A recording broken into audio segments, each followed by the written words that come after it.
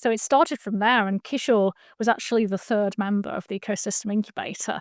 And he said to me, take us back a little bit, because I'll obviously be part of this project for a little bit and just watching this grow. And now you've launched it, people buying. That is hard. Most people listening to this have probably been in the same boat as Rachel and I, and actually Shishing as well. Welcome back to Lead with Purpose podcast. On this podcast, we talk about marketing, mindset, and entrepreneurship. And today we're going to be talking about circularity. Actually, quite often we talk about circularity because that's the topic we'd love to cover. But today we have not one, two guests with us, two very special ladies who've actually been here before. So I'm not going to give you a very lengthy kind of introduction, but I will drop the link to the previous episodes here so you can go back and find out more about them through the links. So welcome, Rachel, and welcome, Joe. So it's Rachel Khan and Joe Salter. thank you. Thanks for having me. Lovely to be here. It's great to have you guys here. I really wanted to talk to you guys today because I've seen that you've launched this amazing project called Sanya Stories. Is that how you pronounce Sanya? Sanja. Stories. Okay. So because we have been exploring for a little while in how we can make circularity happen within fashion specifically, and you've launched this new project that uses a slightly different business model, so moving away from the linear model entirely. So I want to find out more about that and share with our listeners who kind of probably going along that journey, trying to find out what can we do differently, because we know that we can't just follow the linear system anymore, but how do we do it differently and successfully to make things happen? So who's going to tell us about Sanja's stories? You guys have to fight over it, I guess. Joe is pointing. Please. Hoping that's where you are, because you are on my screen. I'm here, yes. Probably I'll start then. Yeah, because the business model is probably my bag, right? So the Sanja Stories is a collaborative. So we co-created this business with many different players, and each of us has an amazing different specialism. So my specialism being circularity and design and development, and the business sort of side of things. Joe's being in heritage, and Kishore also being in the heritage and the transparency of the item.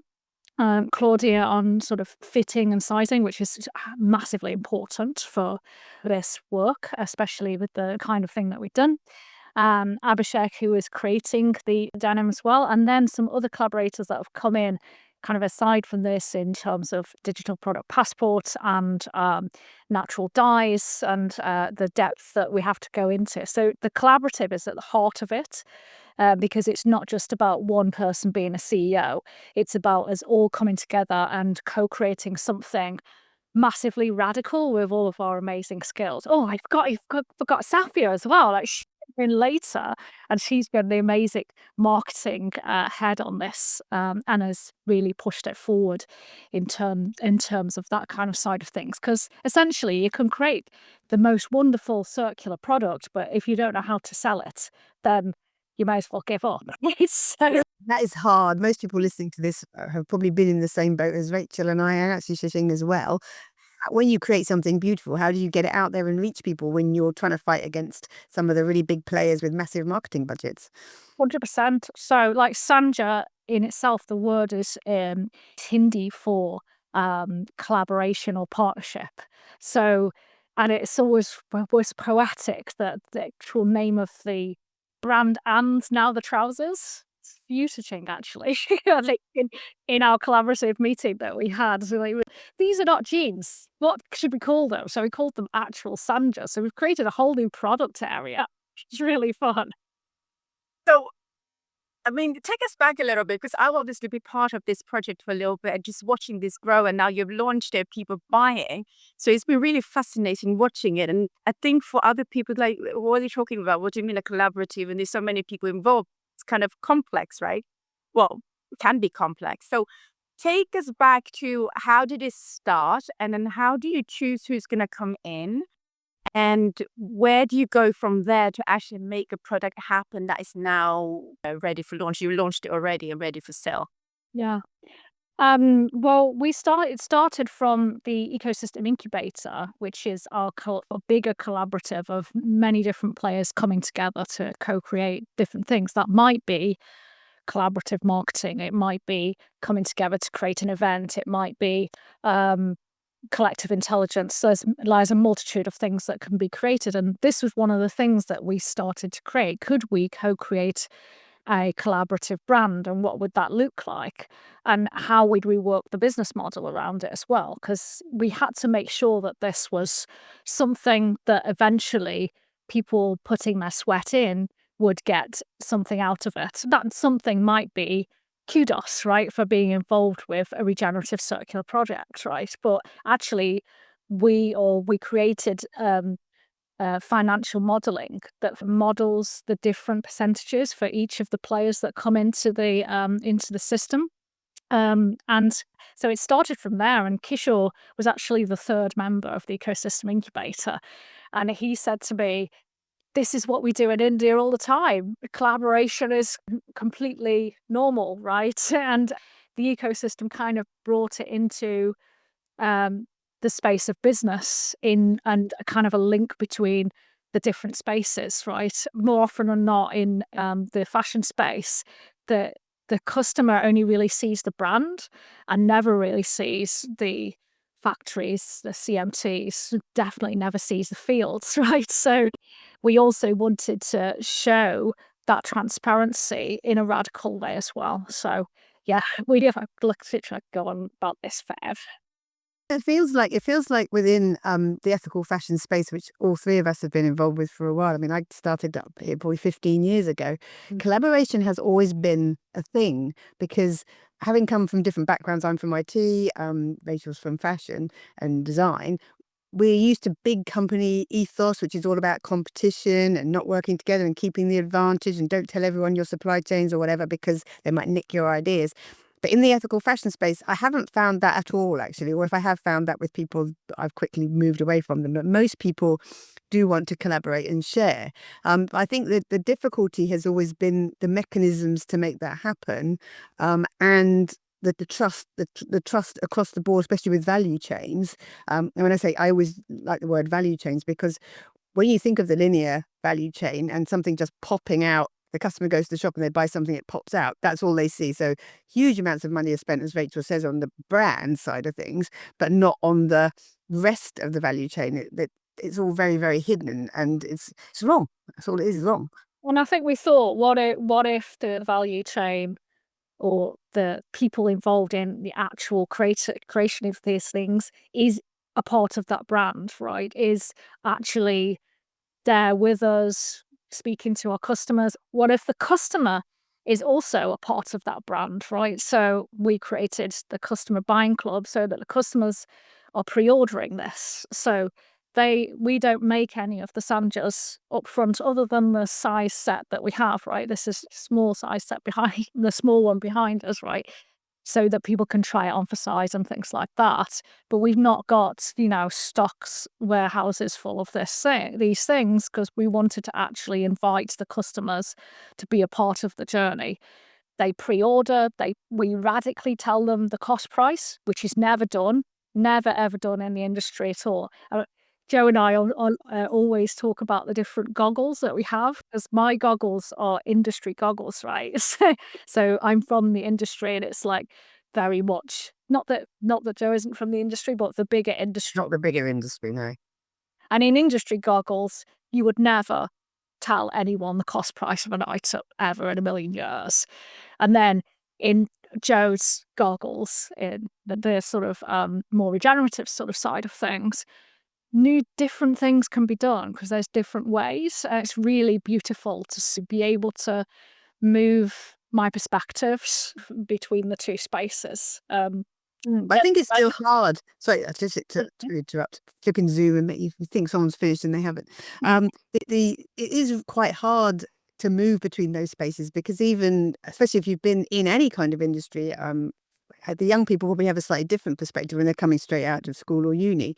But to actually change something that you've been brought up into, I mean, I worked for BT for 15 years, and it was always the customer is always right. That was the key thing. If the customer wants it, the customer gets it. And it took me probably 5 or 6 years to think, actually, no, the customer's not always right. Their money is not power. Just because they've got the money doesn't make them the powerful player here. It's got to be much more collaborative. You did involve your customers in your buying club to kind of help design the Sanjas as well, and even down to designing the name of the Sanjas. Because there were jeans before, and then now there's Sanjas, and that was part of the process. And also, I've seen that you also ask yourself what kind of colors, what kind of finishing. So you're involving them. So I think you are giving a lot of power to the customer in the end, and I think rightly so. They are wearing it, they're buying, investing their money and their time and their care into the project. But I'm guessing that your customers are not your typical customers who just go and buy something, because you've also got a payment plan so that they actually can get involved. Tell us a little bit about that. And I love the idea because there's so many things that we want to do, especially sustainability. Is that sustainability or sustainable fashion is too expensive, and sometimes it is, and we can't afford to invest in those pieces. But you've kind of solved it with your payment plan. So do you want to tell us a little bit about that, how that idea came up? What can I just say about the buying club and the customers? I think the most important thing is that the customers become part of something. In fact, we don't even say customers really. They're wearers, the users, whatever. So they become part of the process when they sign up, or whatever you want to call it. So they're not, but it's not, I want to buy a pair of jeans or a pair of Sanjas and that's it. They're becoming part of something. They're learning the story, they're connecting, and it's part of a process as well. So as soon as they sign up, they get to find out exactly what's happening. The crops happen, the cotton is being harvested. They can find out all about that. And then after they've bought or received their Sanjas, they can then actually join our natural dyeing workshops and come and customize them for themselves. They can use their digital product passports to update their garment journey. So they'll have all of what's happened so far, but also what they can actually add to it themselves if they add any embellishments or dye them or pass them on to someone else, or whatever they choose to do them, that becomes part of the story. So they becomes part of something. It's a new way of thinking rather than just I'm buying a pair of jeans. It's I'm becoming part of something much bigger and helping to change the world. Yeah, I think there's been a lot when I've been doing strategy for the bigger industry recently. There's been a lot about the customer needing education. What if the education was actually being a part of that brand? And it's essentially what we've created here, right? Is like it's not just buying a pair of jeans. This is buying in the story at the same time and being a part of the story. Yeah. And I think that's one of the key issues we've had with other products, because we are just consumers at that point. We're not partners in creating it like you've done here. And also is that disconnect, isn't it, with our products that we're buying and people just throw away because there is no emotional connection.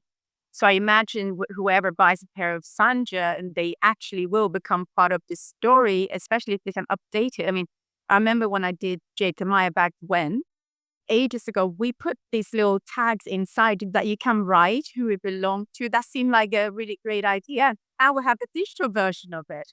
How incredible is that? So I didn't know actually you had it like gone into those kind of details within Essential Stories. So it's pretty interesting to see that each pair then takes on a individual journey with the wearer, and then you can track where it goes. That's really, really exciting.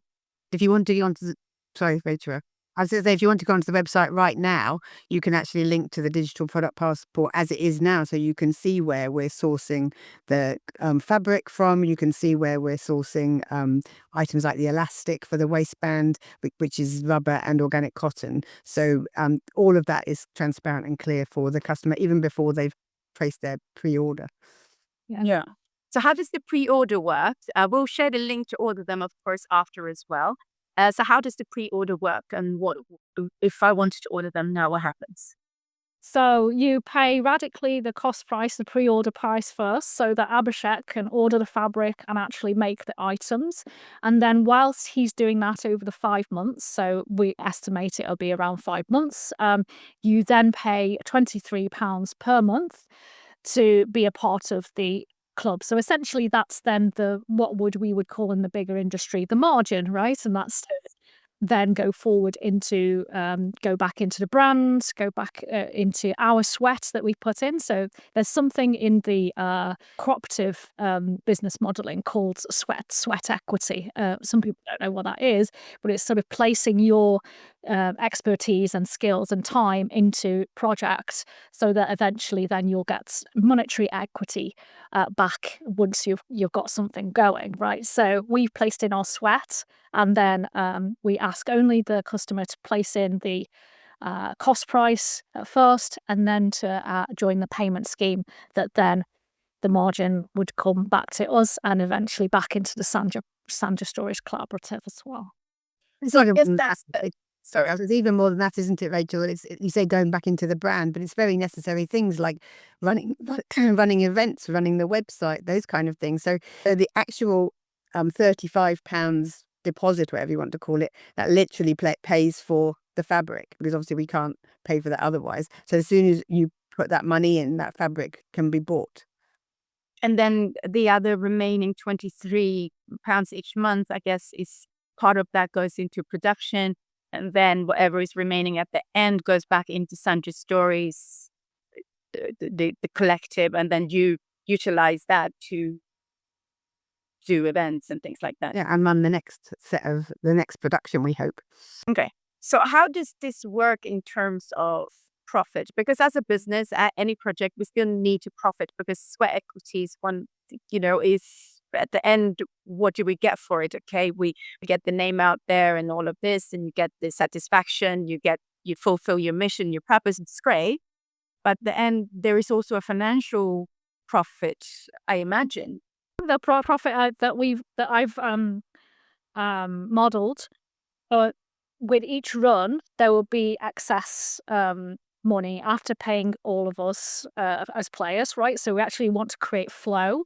Yeah. Players in the system, right? And also then there is excess that can then go back into the next run, right? So we then want to do another run, and then after about 2 or 3 runs, we get bigger profits as we go along, right? Because we're not putting as much sweat in, right? Because it's only one product.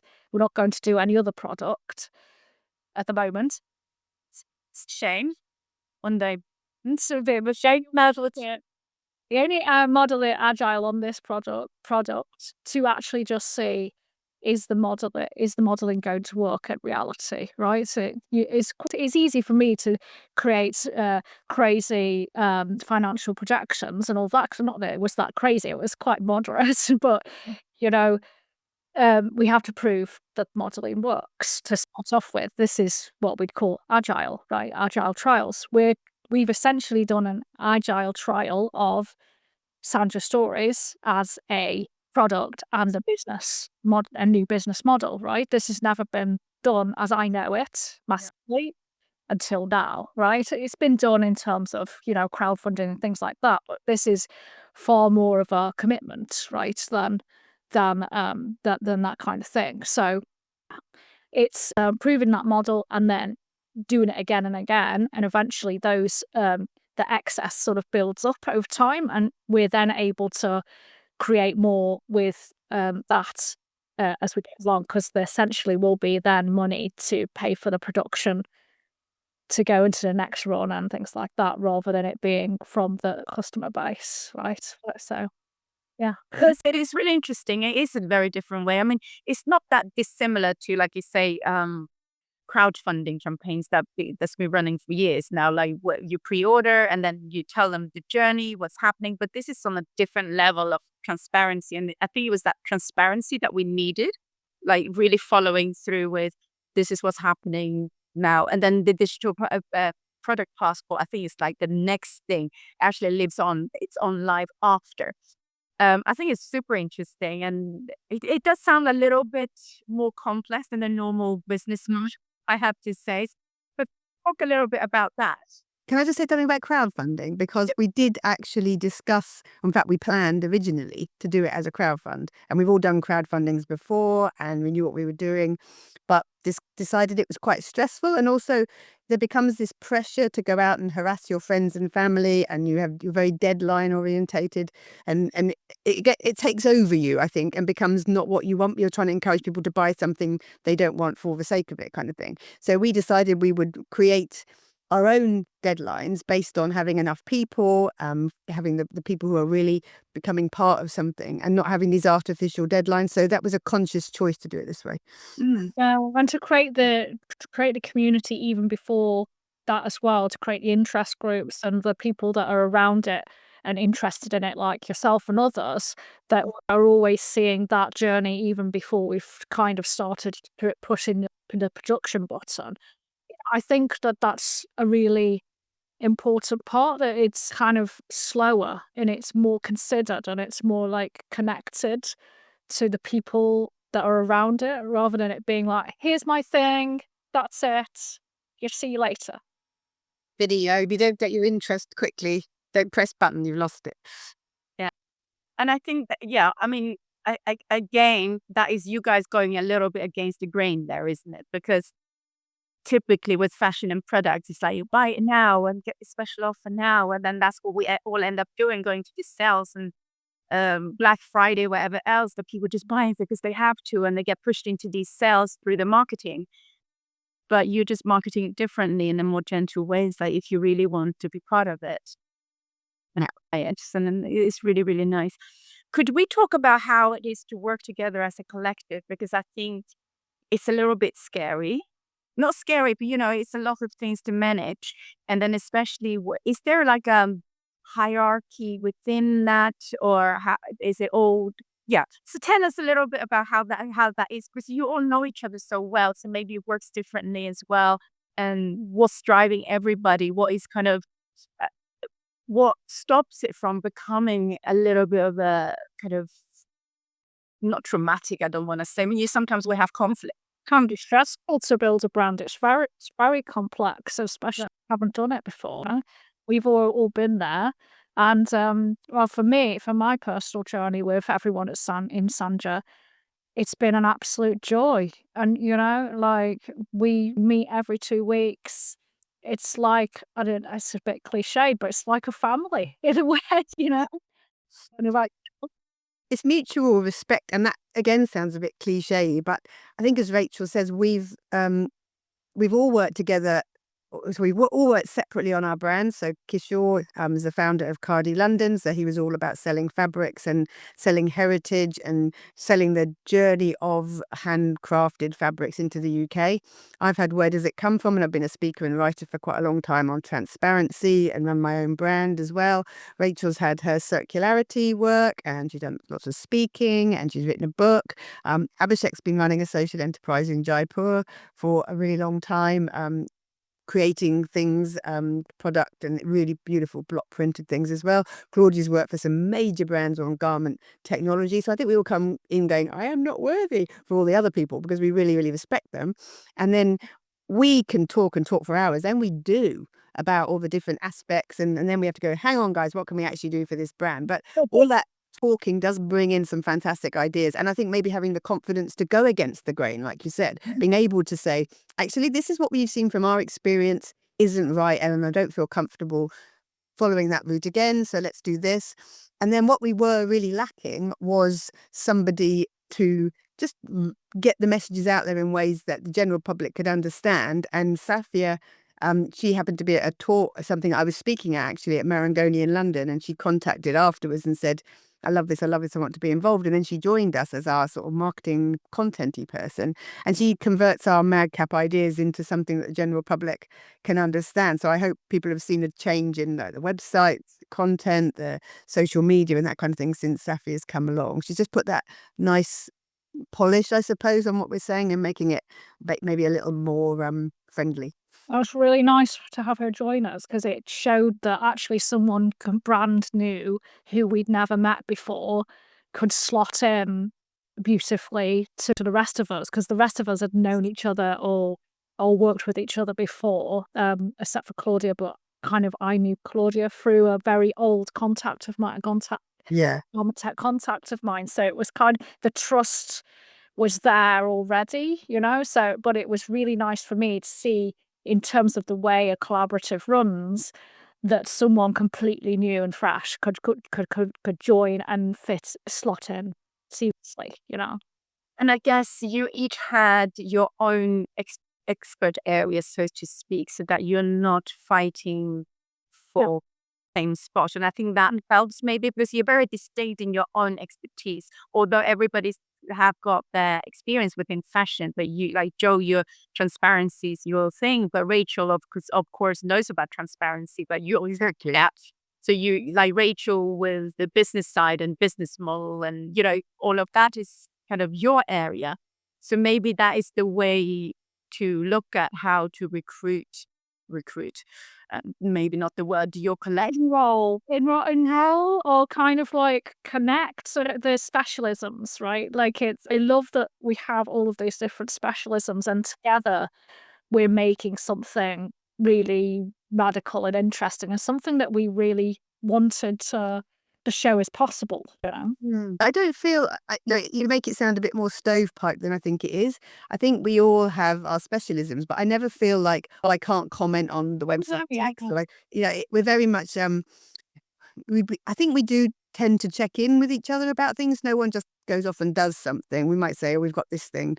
It's all very collaborative, thanks to as Rachel says, 2 weekly meetings. We have a WhatsApp chat group which is constantly on the move. So I think it is very, very interactive and collaborative. I don't feel.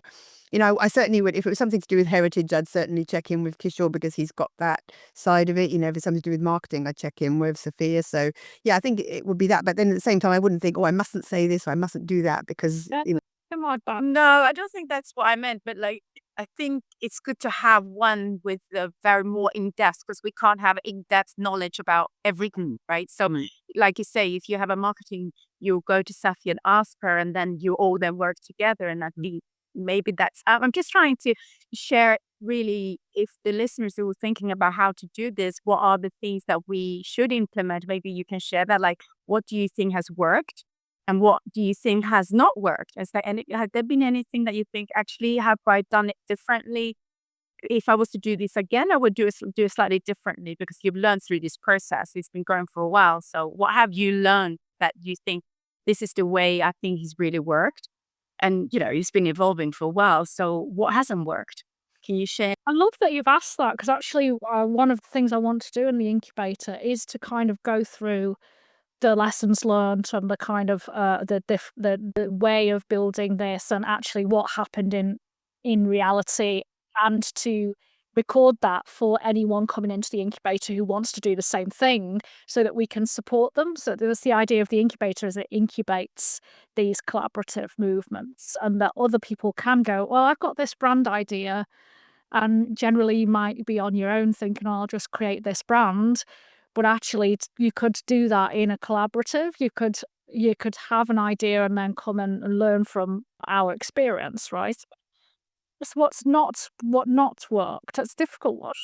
I can't think of anything immediately. I mean, there's certainly things where I sort of think that we tried things. I wouldn't say they didn't work. So we've done quite a few catwalks. We did the regenerative fashion in 23. We did sustainable fashion in Brighton in 23. And they are a lot of effort and financial input as well. Had some photo shoots and things as well that you kind of think, did we need to? But at the same time, I think you have to. It brings you in great photos. It gets the word out there. So I think there's things that we've learned, but no, I don't think it's been any mistakes. No, it's more like, yeah, it's more of a learning, and then it's been gorgeous to do stuff like the It's fun too. generative fashion show, especially the one that Safi Mini placed on. I had had a beautiful time, and I've got another to you around that. go down with my camera and things. Right, I'm kind of like the unofficial sort of photographer, but I've got my friend to come and help us because we needed someone who knows how to do it off of auto. The other word for what Rachel doing, we would call it a model stalker. Yes, a model stalker. So she stalks the models backstage, taking photos of them. Literally, at Safi Mini's catwalk show, I was like, I'm gonna go get a good picture of this. I stormed the back the back end and the back bits, the backstage area, and the guy was just about to take his clothes off. Said, "Stop, stop! Can I just grab you for 5 minutes and take a picture?" And I put him on the stairs, and we took a picture. It was amazing. It's the one of the hero Hero shot. got on a thing. And I was like, I don't know if this is going to come out. If I hadn't have gone and done that, he would not have got in the Guardian, because the Guardian photographer was waiting in line after I took the pictures and took an amazing picture with a lighting thing and everything. So it was all equipped, and I was like this mad rogue person. So stuff like that it's been great just to go and seize the day and seize the opportunity to go and do these things, you know. Um, yeah, less bad stuff. I don't know. Mistakes, really. I mean, we've all got along really well. We're all really quite different people, but I think the one thing has been very much because we're all doing it because we choose to. We're all doing it around, I wouldn't say day jobs, because I don't think we've really got day jobs. We've all got about 40 or 50 different things we're balancing. We're all in the same area to do with authenticity, integrity, trying to do positive things for the planet and all of those kind of things. So we're driven by that, and we all know the others are too, kind of thing. But it's you got to eat. You got to eat, haven't you? So It's complementary, though, to the other businesses, because we've got an example of what's possible, both in my business modeling, in using your heritage fabrications and the hand weaving, in creating something, and the messaging that Safia does, you know, for a regenerative circular brand. There's not many of them out there that I know of, you know, that are really, actually, really circular, you know, and really regenerative. Yeah, so it's again that kudos of working of showing what's possible for our other businesses, I think, and that's, for me, that's been complimentary, uh, mm. if nothing else. So No, definitely it gives you a good example of what you're doing. And I recently took the Sanjas back to India, one of our sample pairs, and met with the people in the value chain. So I went to the cotton fields, went to the fabric producers, went to the natural dye people, went to the Abhishek, who's part of our team on the actual production tailoring side. So to try and involve them even more. So we have videos of talking to them. What do you think of the finished product? Do you like them? You know, and they were really excited to see it. And I think it's that part of the having a tangible vehicle for some of the um, belief system stuff that we've put into this brand is really, really useful. And the other organisations, so Where Does It Come From, that I run, Cardi London, that I'm co-director of, I can hold up the Sanjas and say, these are made of Cardi. These have the values intrinsically in them. For Where Does It Come From, I can say, these are Sanjas. These are fully transparent. We have the whole story all the way through. So it fits really well with all of it. yeah, and it's complemented Fonny as well. Fonny's not a part of the internal collaborative, but because being part of the ecosystem, she created this collaboration with her business and ours to show, well, this is exactly how the DPP would work with a very short supply chain. So it's again agile and proving her models work. You know, to then go and show, okay, what's going on? Could I share that with another company, or that kind of thing? So it's been great to be able just to show something working.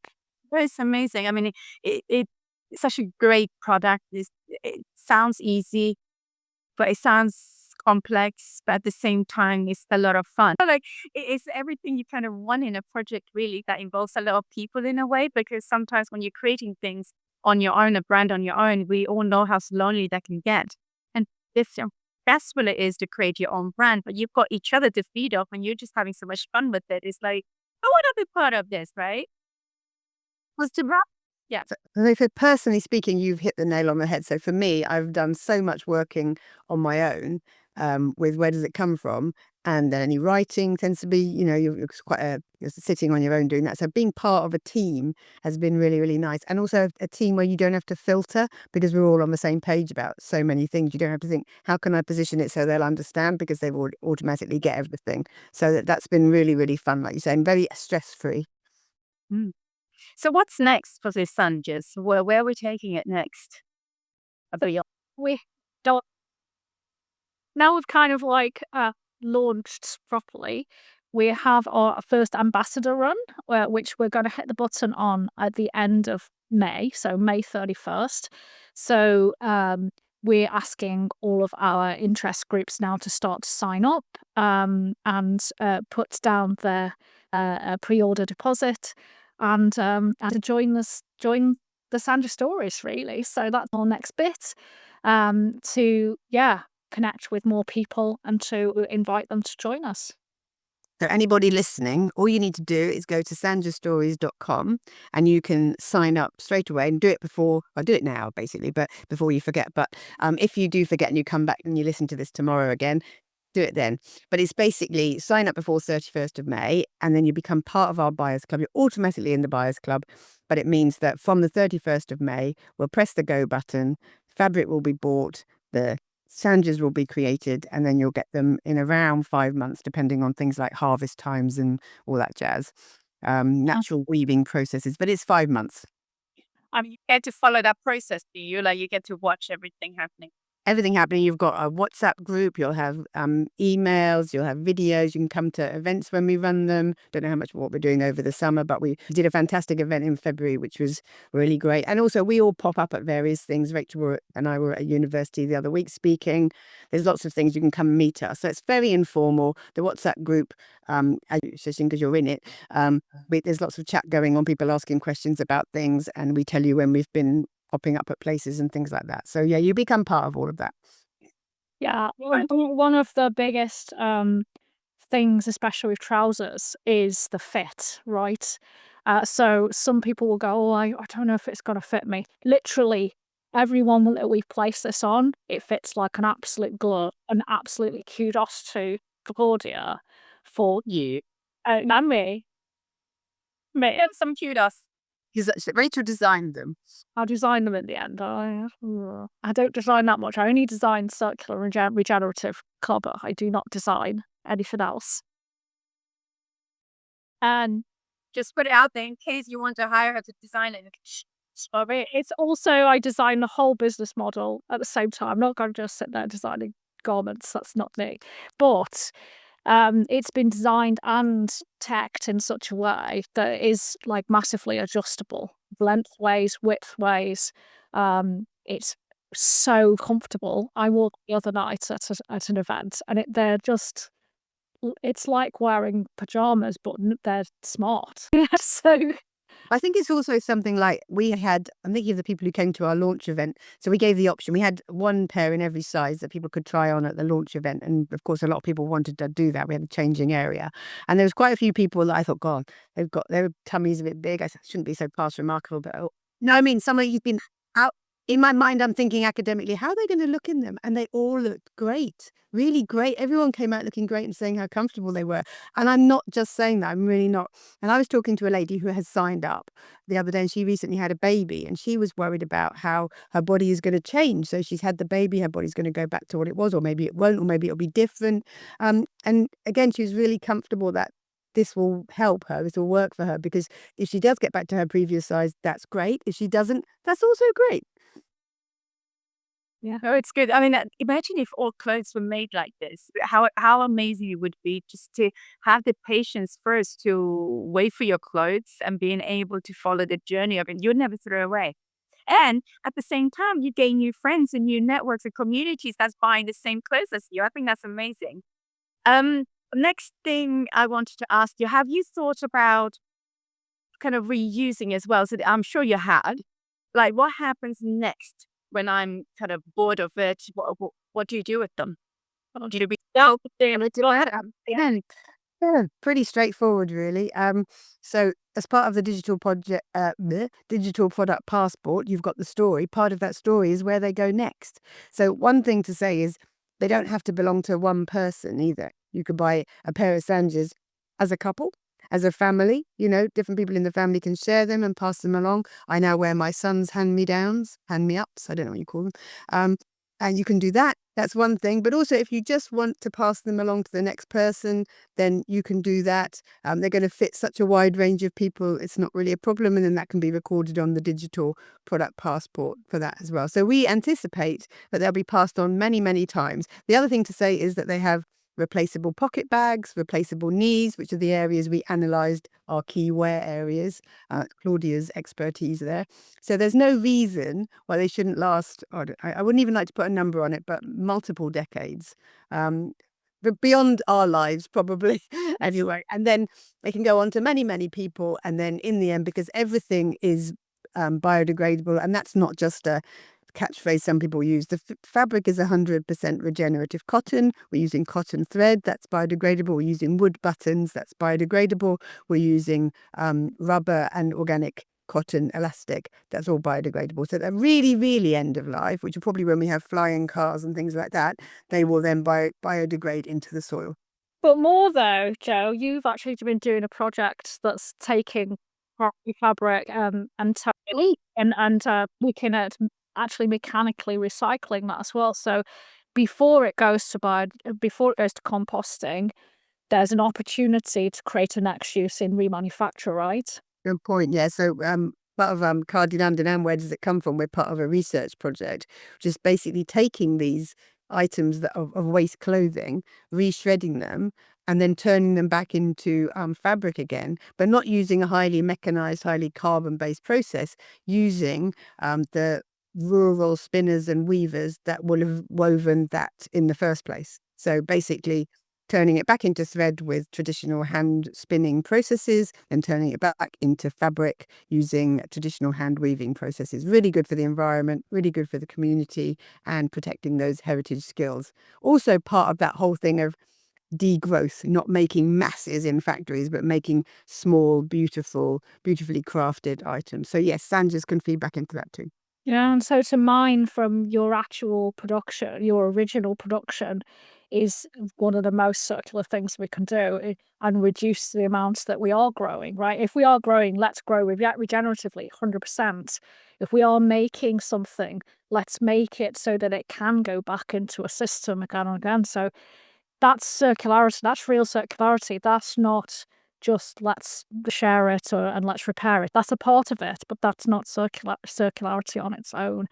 It has to be designed and baked in to the whole of the product's cycle, but also the whole of the business cycle at the same time. Because we Sure. can't design businesses like we used to. Any output from the business has to be an input to something else. It's as simple as that, isn't it?